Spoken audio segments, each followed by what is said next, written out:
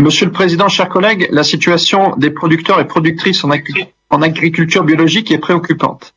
Les chiffres évoquant les difficultés de la filière sont chaque jour de plus en plus nombreux.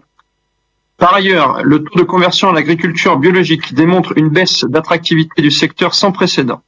Une situation qui risque notamment de mettre en péril l'objectif national d'atteindre les 18% de surface agricole biologique en 2027. Cette crise résulte en partie du désengagement de l'État à travers la suppression de l'aide au maintien dans la politique agricole commune, qui ne fera pas l'objet d'une compensation pleine et entière. De plus, les agriculteurs de la filière biologique souffrent du dénigrement de la certification AB et de sa mise en concurrence avec divers labels vantant les mérites de pratiques agro-environnementales.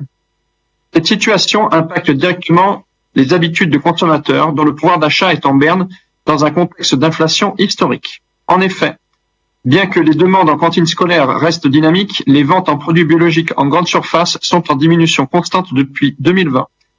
À terme, une réelle déstabilisation de la filière et la disparition d'emplois agricoles en agroalimentaire du secteur sont à craindre.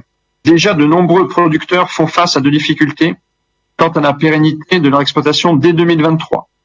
Si les producteurs disparaissent et que peu de nouvelles installations en bio sont recensées à l'avenir, c'est l'ensemble des efforts consentis depuis des années pour développer, structurer et promouvoir la filière biologique qui sont ruinés, à contre-courant des enjeux de souveraineté alimentaire et de la nécessaire transition du monde agricole.